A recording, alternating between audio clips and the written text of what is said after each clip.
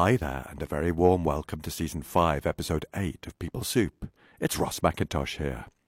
So my interview semi-structured framework was based around the core things that I needed to find. So my research was specifically looking at how do women define success as business owners, and then what are the psychological factors that have enabled them. So I looked through the lens of the Holy Trinity of personality, competencies and values. My questions were very loosely framed within those areas. I wanted to know how women define success, and then ask them questions about how they went about their days, what strengths they drew upon, asking them about specific incidents they could remember as they started their business.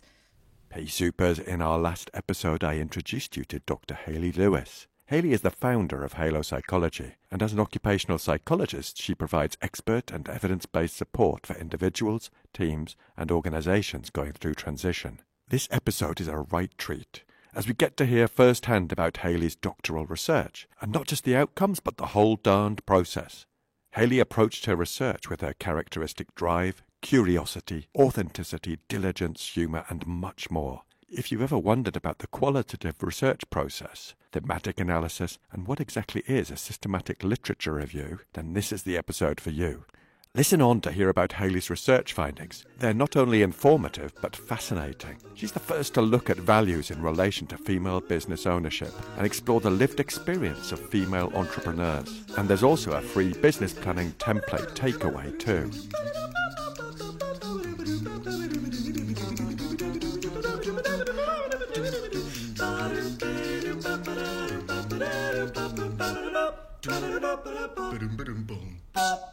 People Soup is an award-winning podcast where we share evidence-based behavioural science in a way that's practical, accessible and fun to help you glow to work a bit more often. Let's just scoot over to the news desk because reviews are in for part 1 of my chat with Hayley.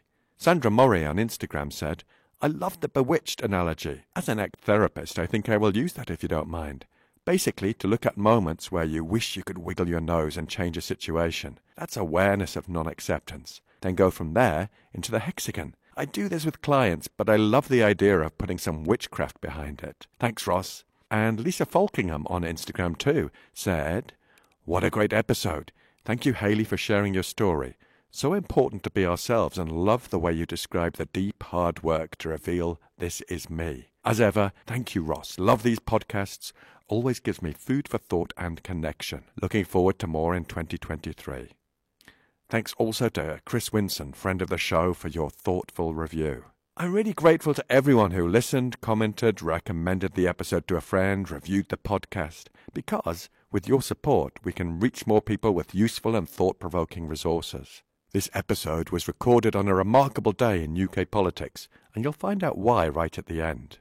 And this introduction is being recorded at my sister-in-law's house in Granada, and I'm currently under the duvet in the guest bedroom to give you the best possible acoustic experience. For now, get a brew on and have a listen to part 2 of my chat with Dr. Hayley Lewis.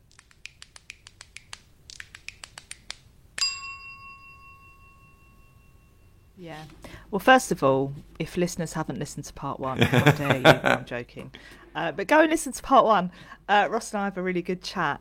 So yeah, before we kind of dig into kind of my main hypotheses in my research, which was about female entrepreneurship, in particular women business owners in the early phase of starting a business, and the psychological factors that enable that success. And I also looked at how women define success, found some really interesting stuff, Ross, that kind of flies in the face of the narrative that we see in the media and the business, kind of the MBA space, if you like. So we'll dig into that in a minute. But yeah, what were my motivations? Well, as I've become older, you know, I'm 48, nearly 49, I've just become a really angry older woman, and some of what I perceive to be unfair challenges put in the way of women, both in the workplace as corporate employees, but also as business owners. And what was fueling this was the dominant kind of narrative, the dominant rhetoric I was seeing in the media, but also in the online space, so on social media, for example, which was this idea that the only way you could call yourself a successful business owner was by having 6, 7, 8, 9 figure turnover. And you've got to grow and have lots of employees. And that's the only way we define success as business. And that just doesn't feel right to me. And I'm a one-person business owner, very deliberately and happily so. And I want to earn good money, but it's not my main value, it's not my driver. And it just got me curious as well as angry, because also what I was seeing were lots of my female friends who had started businesses spending their hard-earned cash on these courses run by what I think are dodgy people, you know, promising champagne outcomes, and just what you get is kind of not even lemonade at the end of it, just nonsense, non-evidence-based stuff. The sort of ones that pop up on my LinkedIn, my Facebook saying... Yeah, on Instagram and all that, like with the glossy photos in front of a Mercedes, and if you do what I did, you will earn, you know, an 8 or 9 figure month, you know, let alone a year, and just that kind of dominant narrative. And it was really getting my goat, quite frankly. And I'd fallen into that trap myself in the first few months of moving from corporate life to being a business owner. So that was kind of fueling it. The second thing is I wanted to add to my repertoire. So Halo Psychology is all about leadership and management behaviour and how this impacts culture and performance. That's my work that I do. But I am ambitious, and I was thinking about the future and the life that my husband and I want. And I want to kind of spend more time on coaching rather than traipsing around the country and delivering courses and so on and so forth. And that still happens now, even after the pandemic.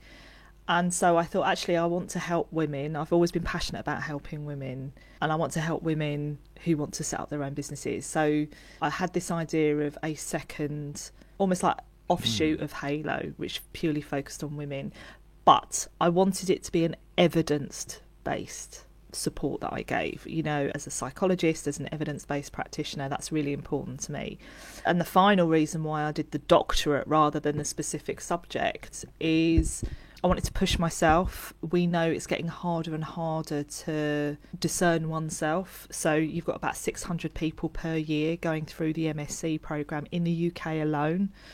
Lots of those want to set up their own businesses, and so standing out is getting harder and harder. You know, an MSc has become the old undergrad, and so doing a doctorate was a way to do that, but also up my game. You know, I like to set a big challenge at least once a decade, and I set myself the challenge of getting my doctorate before I was 50. And so yeah, those are kind of the main kind of motivations, and that's what kept me going. If any of your listeners are doing their doctorate or thinking about that doctorate, there will be those inevitable long dark nights of the soul, as Shakespeare talked about, where you think, oh, I'm not going to do it, I'm going to give up, particularly when you are either working in a corporate role or as an employee, or you're running your own business. I was also caring for my terminally ill mum. You know, lots of us have other stuff going on. And so it's inevitable that you have those moments where you're like, I'm tired, I can't do this, it's too hard. And so being really clear on your motivations and what drives you is what will get you through that long dark night of the soul. So when you were having those long dark nights, it was that, is it just reconnecting with that? Yeah, so I've got a very clear sense of what I stand for, and two of my core values. One is about helping others, particularly women, and the other is about tackling and overcoming what I perceive to be social injustice. It's why I loved working in local government. It's why my client base is primarily public sector. And within kind of inequity and social injustice, my passion and my focus has always been women. And that's been ever since I was a little girl. You know, for a variety of reasons, my passion has been helping women. And so that desire to want to help and being really clear on trying to make the world, albeit my little bit of the world, a better place for other women. Really get that sense of clarity and your values really shines through. And kind of related to that, before we dive into your research, how do you disconnect from work? Because I'm conscious you were doing your doctorate, and many people will be doing masters or doctorates and doing a job alongside that and having demanding clients, and then having to turn your attention to your doctorate. How the heck do you do that? I do a lot. I also teach. I've now taken over running part 1 of the doctoral programme at Birkbeck. That's 2 half days a week. So I've always had a lot on throughout my whole career, and I've always been an organised person and somehow, and I don't know, I think it's an innate thing, very good at setting boundaries. Ever since I was young, when I first went into the workplace, very good at setting boundaries, and that's just stayed with me ever since. So I manage my diary ruthlessly. I use things like task blocking and time blocking, so I don't allow my diary to just be about meetings. So when I worked as an employee, I always protected space in my diary, which meant being brave and saying no, including no to very powerful people who wanted to meet with me at the last minute. Unless it was an emergency or there was a crisis like a riot, I would say no, because the priority for me was to do this important thing, this report or this strategy or whatever. And as a business owner, that becomes even more important, as we'll see from my research, about how you compartmentalise your time. And so I'm very good at compartmentalising my time. And so when Mum was alive, Fridays were a non-work day anyway. That's when I take Mum to the hospital. I didn't do any work on my doctorate or any kind of halo work. It was quality time with my mum. I might do a little bit of work on the weekend, but also that was time with my husband. And after Mum died, I just kept that Friday free. And it's interesting, I've been having a few conversations like this recently on podcasts and also with some of the practitioners in training that I'm working with around Dr. Mian Chun-Judge's brilliant article. She wrote it more than 20 years ago and it's still relevant now, called The Self as an Instrument. And as a practitioner psychologist, whether you're working inside an organisation or you are working for yourself, you are the instrument of change, and how you show up impacts those around you. It impacts the environment, the temperature of the environment. And so surely if we are the instrument as a practitioner, it's in our clients' interests for us to look after ourselves. And that means making sure you are scheduling time for yourself and that you are in command of your diary rather than your diary being in command of you. Wow. Here endeth the sermon. I love it. I'll send it to you, Ross. I share it with lots of the students that I work with, and I've been sharing it with, funnily enough, I've been working with more and more women in our space who are setting up their own business and who are wanting to kind of have a bit of support, and it's an article I share with them.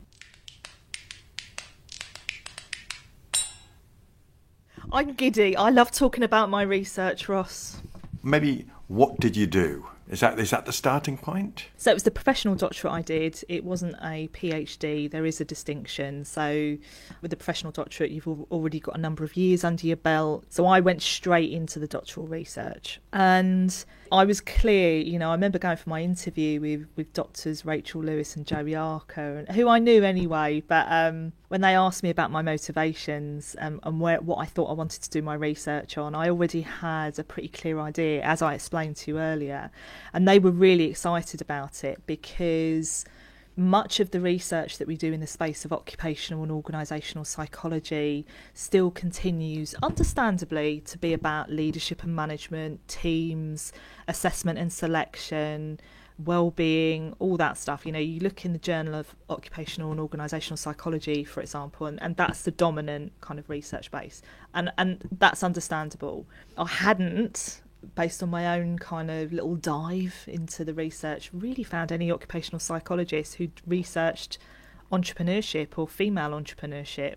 So I thought, ooh, and I said that. Anyway, so long story short, started the doctorate, and the professional doctorate, you do two big studies. So the first is what we call a systematic literature review, which is different from your traditional literature review. So for those listening who aren't familiar with that, a systematic literature review, you put in place really clear criteria. So you have inclusion and exclusion criteria, you base it on a framework, what population are you looking at, and so on. So it's really rigorous and it has to be signed off and you have to adhere to that. So basically you go through a search a number of times and it's reviewed by a co-researcher, and then there's a third person who mediates if there's a disagreement. So your first run, you put in your criteria in the search engines you've decided to, so you have to again agree that up front. You can't randomly go off and just search anywhere. And so I had my criteria, and so what came back so the first search that came back with all my criteria applied was 2,000 articles, and I nearly cried. But actually, and I remember Rachel saying to me, trust the process, it actually won't take that long because you know what you're looking for. And actually I was able to go through that quite quickly because quite a lot of them were like clinical, medical, sexual health. So it was really easy to quickly go through the title. So you do what's called a title sift. So that then got it down, I think that got it down to about 500. Sounds a little bit better, but still, crikey. Yeah, did another title sift. So then my co-researcher, which was one of my supervisors, and we got it down even further. We got it down to about 60. And then you do what's called an abstract sift. So then you include you look in detail at each of those 60 papers abstracts.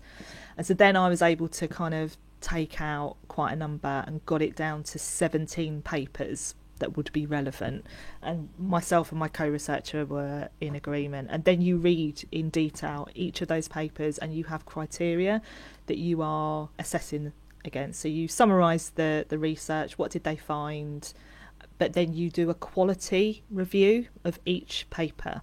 So there's a framework that you decide to use. So I had a framework that I agreed, and so I loved it. And if anybody who knows me, if any of my fellow doctoral pals who are on the programme with me, or Rachel or Joe are listening, they'll laugh, because I loved systematic reviews because I'm a very systematic person. I'm a very process person. I loved it, and I just did a little and often, I called it. I talked about it on Instagram, little and often.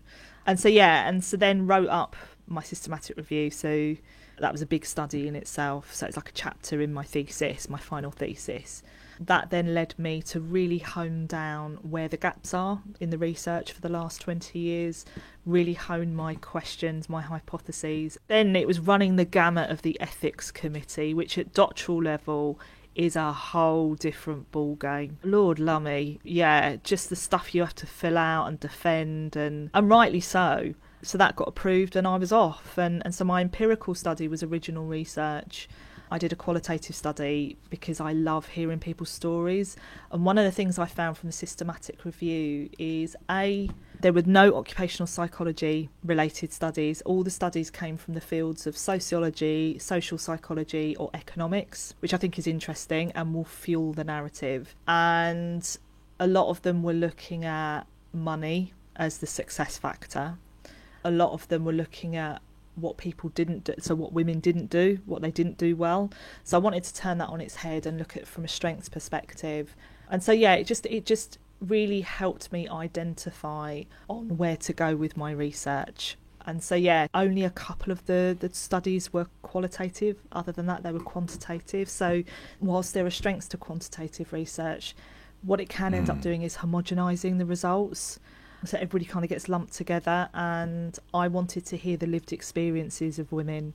I'm passionate about stories, always have been. I think they're really powerful, and I think there can be a snobbishness in our field about qualitative. We dismiss it, and I'm here to say qualitative is as important as quantitative. Agree. For anyone listening, it really allows that kind of synthesis of the different voices to arrive at an analysis that's really rich and informative. Yeah, well, and so my it still makes me laugh that I use big words like this, Ross. But yeah, my epistemological stance was I was a critical feminist researcher. That was my main stance, and a social constructionist approach. So this belief that what we say and focus on becomes our reality. And so that's why qualitative, and feminist researchers do tend to use qualitative, because it is about the lived experience, which can't always be distilled down into a nice little P score or T score. Actually, it's about what are the things that these women are saying. So that kind of validated my desire to do a qualitative study, and I loved it. You know, I feel so honoured, and I really wanted to honour the women who took part. I wanted to honour their stories as much as possible.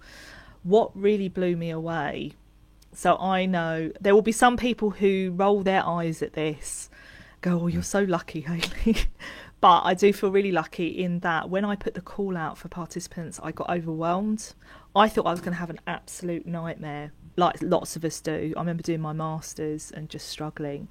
I thought it was going to take me months to get my participants, and in a week I was oversubscribed 3 times the number. And actually quite a few of them couldn't do this because they didn't meet my criteria.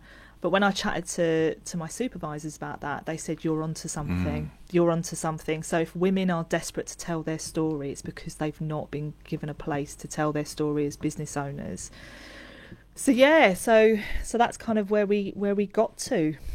Wow, thanks for taking us through the process, because I think sometimes from the outside we can just assume that you just have a look, you pick a topic, and then you go and ask people questions. But it's so much more structured and rigorous than that. And hell, it should be, to produce that level of research and insight. So you were oversubscribed, you whittled them down to a number. 15.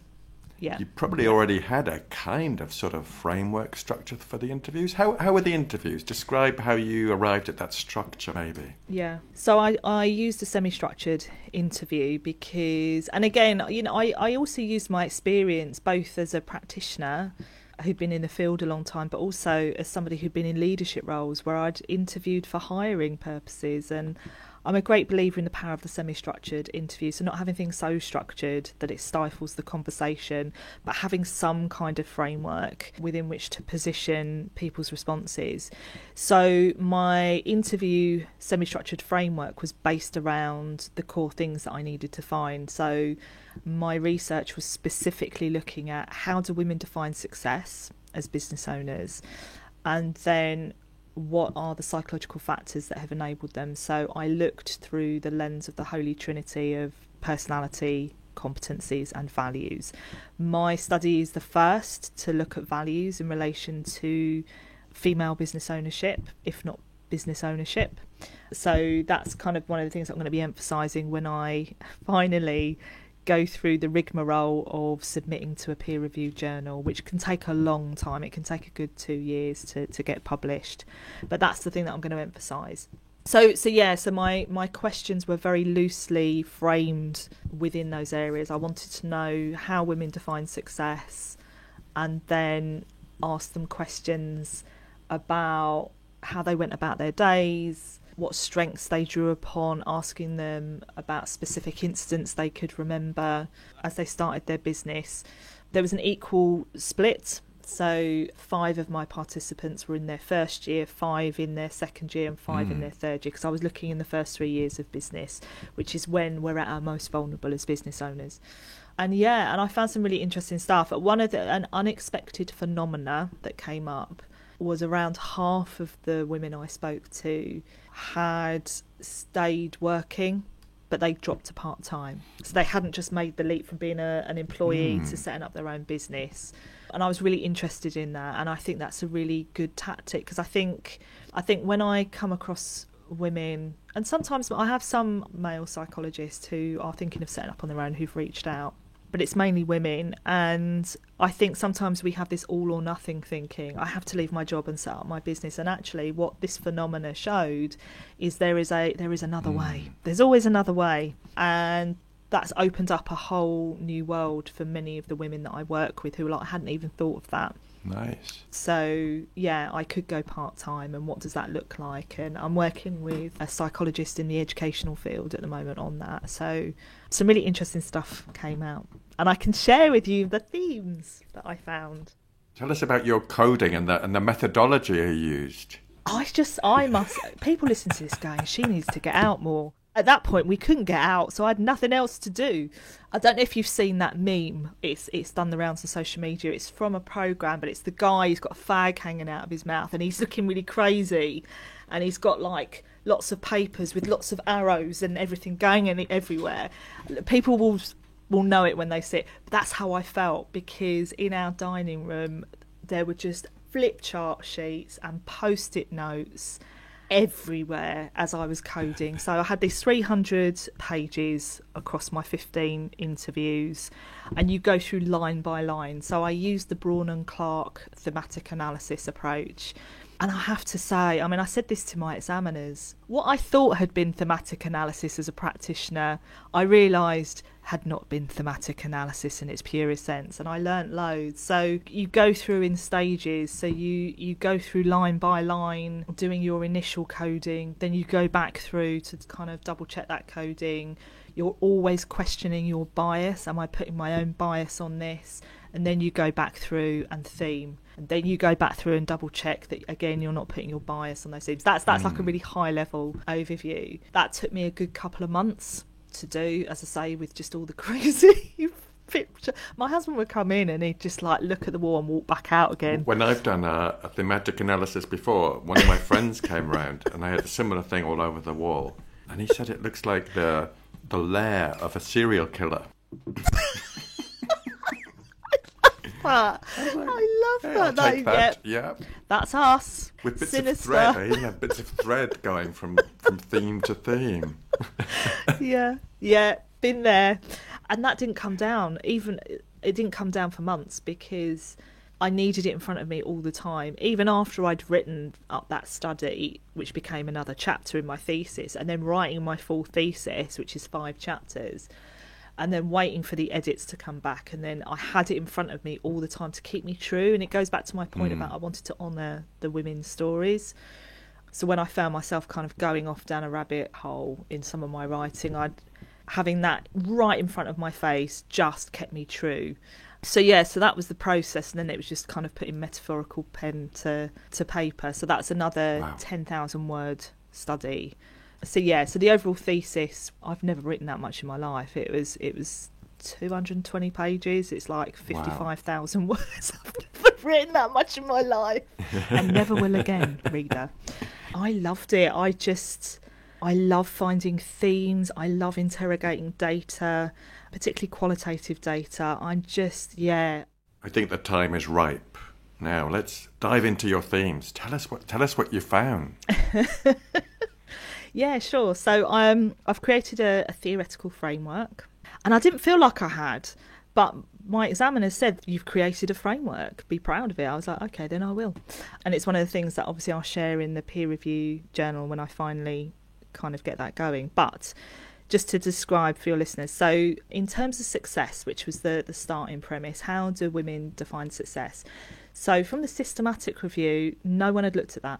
No one had asked that question, and no one had asked that question of women business owners.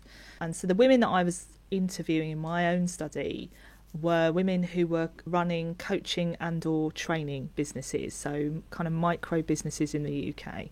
And as you said at the beginning, it's a really competitive industry in the UK, let alone the world. And so I was really curious, how did these women define success? And some really clear stuff came out every time, and I've got some beautiful quotes from the women.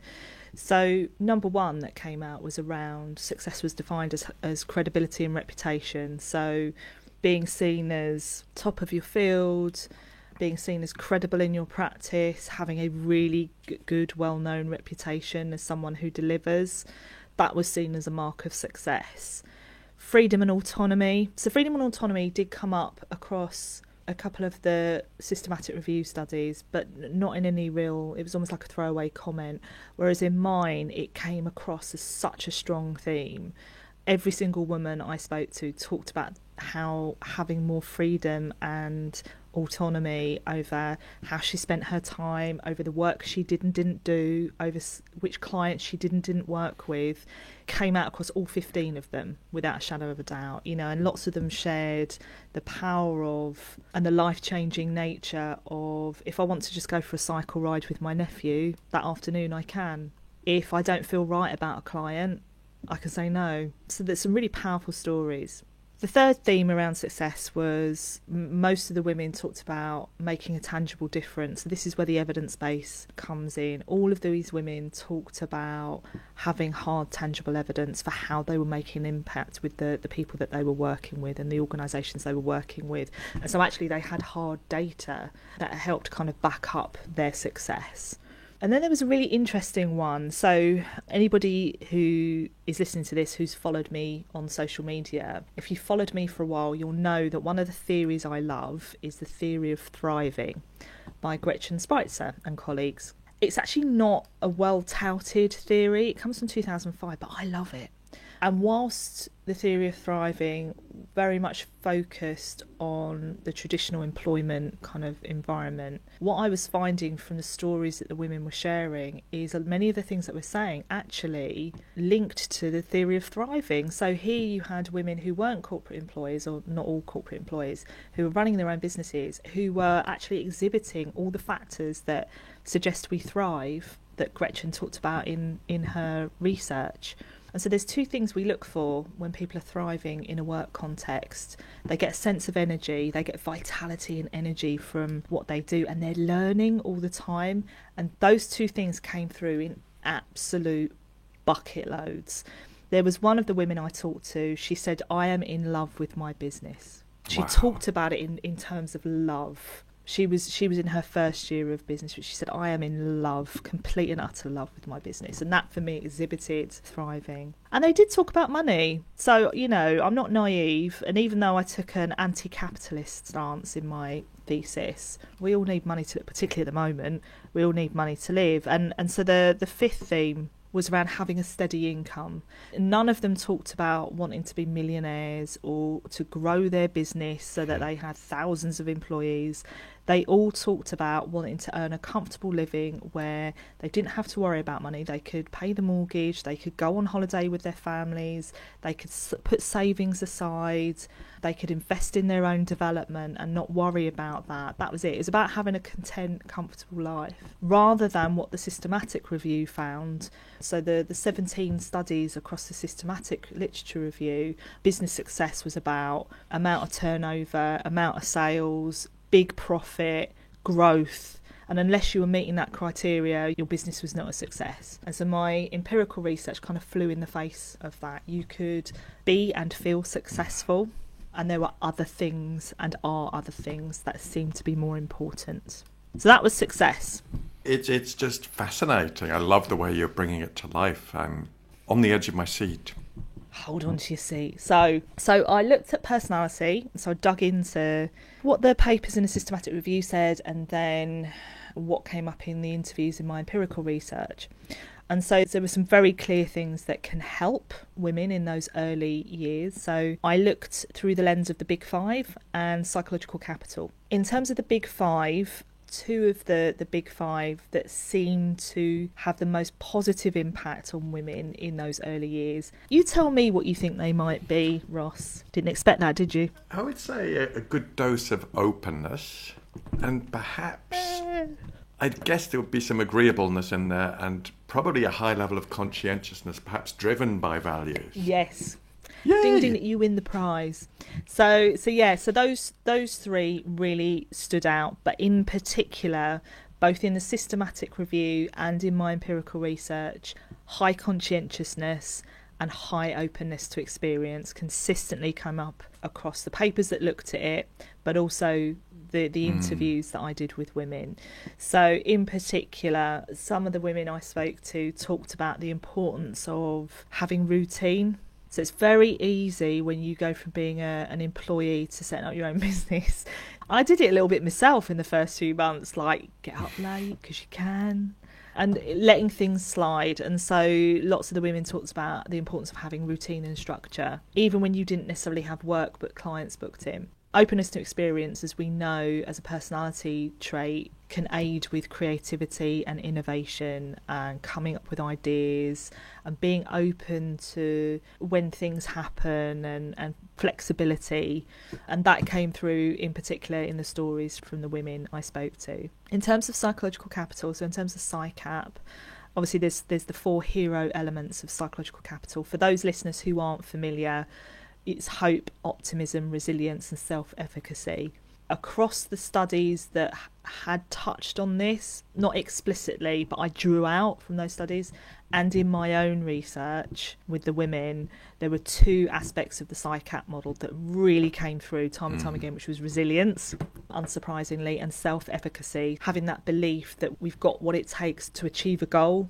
We can draw on kind of prior experience, prior accomplishments. There's all sorts of things we can draw on in it that helps our self-belief. And self-belief and resilience absolutely were strong threads throughout all the stories of the women I spoke to. So particularly, you think about when I was doing the interviews, Ross, course, you know, yes. we were in the middle of in London, we were in the middle of our third lockdown. And I was interviewing women around the country, so not just in London, so Manchester, Scotland. And so they all talked about the challenge of running a business in the pandemic and how, you know, it really tested their resilience, and they're really digging into their self-belief of when they'd had challenging times and they'd done it before and they could do it again. And it's a really weird thing to say, but it felt like a real privilege to be able to do research at one of the most unique times in history. Did you ever find that the conscientiousness tipped over into, because you talked earlier about yourself and boundary setting and saying no, did you ever, did that conscientiousness impact on boundary setting for them? No, not in any discernible way that I can remember. I think there were other things that the women drew upon to help navigate that very difficult time, which we're going to touch on now when we look at competencies. So I looked at what we call, I don't like the terminology, but it's what most of us use, the soft competencies and the hard technical competencies. So this was really interesting because in the systematic literature review, what came out was women basically got a really bad rap in these 17 studies. So in particular, many of the researchers across these studies were saying women tend to be weak at the more technical stuff. Well, let me tell you, I found the complete and utter opposite in my study. So there were two soft, in inverted commas, competencies that really came out across both the systematic review and my study. The first of which is the ability to build and maintain relationships. So within this is about the importance of your network, being proactive in reaching out to people, keeping that going, using things like LinkedIn, setting up your own meetings and networks. Collaboration came up loads, and collaboration really helped a lot of the women during the early stages of the pandemic. One of the women I interviewed, I think, really drove it home, and it comes up sometimes in the coaching that I do with women business owners. One of the women said, I wish I had spent more time building and nurturing my network before I left my job. Because she said, I felt like I was running to catch up, but when I did, my network is like gold. Nearly all of the women talked about the generosity of other women, and we'll touch on that in values in a minute. So how open women were to sharing their client contacts, to connecting new women business owners with other kind of women and men. And it was just such feel-good vibes from the conversations. So generosity within relationships, not just taking, really came through. The second soft competency is what I call self-directed learning. So this links back to thriving. So these women were all proactive. They were focusing on their continuing professional development. They were reading avidly. They were proactively seeking a mentor or a coach or an advisor. They were always learning and always finding opportunities to learn. They were reflecting. There was one woman who talked about quarterly. She would reflect on how she felt she'd done with her business. So there was this kind of real self-directed learning, which is incredible. Now, here's the interesting thing. As I say, women got criticised, got a bad rap in the systematic review across the 17 studies around technical competencies. In my interviews, it came through as a strength. So every woman I spoke to talked about how the fact she put in place a business plan, was highly organised, so had a strategy, had set themselves goals, had set themselves financial goals, basically had done really good business planning. So I've created a free template, an evidence-based template on the back of my research to help women and men, any men listening, develop their first business plan. The other was around commercial awareness, so pricing. So all of the women I spoke to were really clear on their pricing. They'd done their research, they'd done benchmarking, they'd looked at who their competitors were. They thought about the kind of clients they wanted to work with and what it would be prudent to charge. They thought about all that in detail. And the third technical competency was what I called market sector awareness. So again, all the women I spoke to were really clear on the kind of sectors they wanted to work with, organisations they wanted to work with, and then they diligently were paying attention to trade press. If they were working with central government departments, they were keeping an eye on policy changes, things that would impact their clients, they were paying attention to, so that they could show up and work with their clients in the best way possible. And so so those are the competencies. And then the final bit was values, which I loved kind of asking the women about. And again, as I say, my study is the first to specifically and explicitly look at values in relation to business ownership.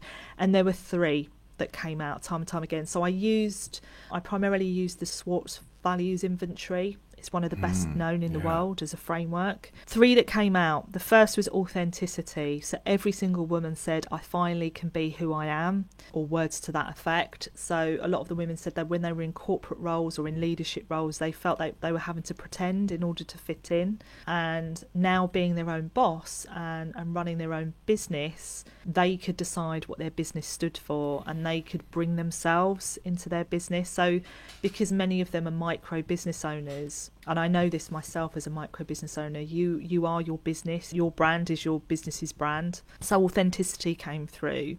The second was around helping and caring for others. Every single woman I spoke to talked about this in detail, about that's what drove them. It was behind the decisions that they made, the things that they did, the things that they didn't do, the clients they worked with, the clients that didn't quite fit with their values.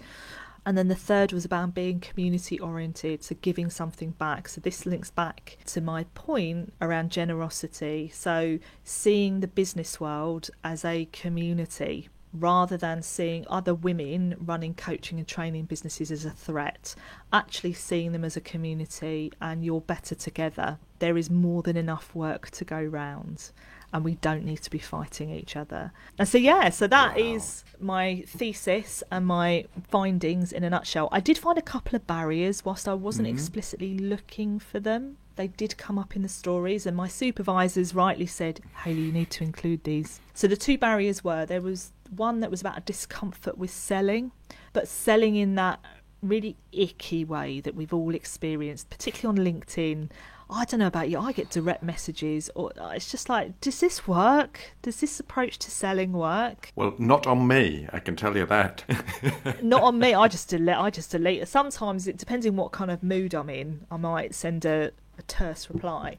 But all of the women said, I don't like selling, but when I dug into it, they don't have to sell because of the credibility and reputation. They put the effort on giving stuff away for free on social media. It's word of mouth. A lot of their business was word of mouth because they'd done good work, because they had a good reputation, evidence-based impact. Others would refer them. So actually, in spite of there being a discomfort with selling, they didn't have to do that icky old school, what I think is old school selling. And then the other potential barrier, was a lack of financial competence and confidence. So lots of them talked openly about that, but they'd all put in place things to help them, whether it was getting an accountant, whether it was booking in time once a month to really go through and get comfortable with your financial data, going on a course to understand financial terminology. So again, whilst lots of them talked about it as a potential barrier, they'd all proactively put things in place to mitigate that. And now I'm going to breathe, and if anybody's still listening to this, I love you. The one person who's left, Well, we'll make that 2, and I'm sure there are many more.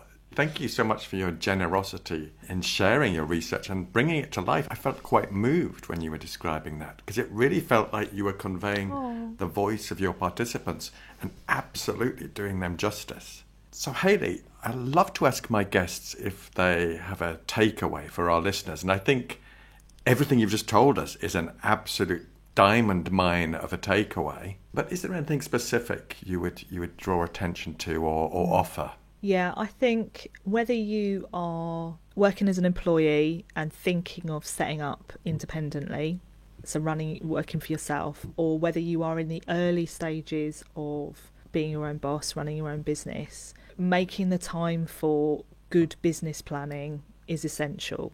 So having that first business plan is crucial, and then getting into the habit of setting yourself an annual business plan and then reviewing that quarterly or however often you want to is important. It's why I've created a free evidence-based template called My First Business Plan, which is geared all around the things that we've touched on here from my research. So I can send you a copy to share. That would be super useful, I'm thinking, for me, but also for all the listeners. And you talked about those values of authenticity, helping others, making a difference, and building a community. I see that like shining out like a lighthouse in everything you do at Halo Psychology. So thank you so much for doing that. And I look forward to your peer-reviewed journal article coming out at some point in the future. Lord. I know what a journey that is in my work with Paul Flaxman, our colleague at City. Yeah. I know how long that can take with Reviewer 2. And, Dun, dun, dun. and all the very best for Yeah. that. But thank you so much for your time and Thank you. for bringing this to life so openly and authentically and beautifully. I really, really appreciate it. Thank you, and thank you ever so much for asking me back again. It's a real honour. Thank you. That's it, part 2 in the bag. Thanks so much to Hayley for bringing her groundbreaking research to life on People Soup. I hope you enjoyed it as much as I did. Let us know what you think on the socials or drop me an email. If you like this episode of the podcast, please could you do 3 things? Number 1, share it with one other person. Number 2, subscribe to the podcast and give us a 5-star review, whatever platform you're on, and particularly if you're on Apple Podcasts. The Apple charts are really important in the podcast industry. And number 3, share the heck out of it on the socials. This will all help us reach more people with stuff that could be useful. I love to hear from you, and you can get in touch at peoplesoup.pod@gmail.com. On Twitter, we are at peoplesouppod. On Instagram, at people.soup. And on Facebook, we are at peoplesouppod. Thanks to Andy Glenn for his spoon magic and Alex Engelberg for his vocals. Most of all, dear listener, thanks to you. Look after yourselves, Pea Soupers, and bye for now. Well, shall we go back to just checking the news? It's been a whole hot hour. Oh my gosh, she Has stepped she? down. She's live. Liz Truss steps down as Prime Minister and Conservative Party leader after 40...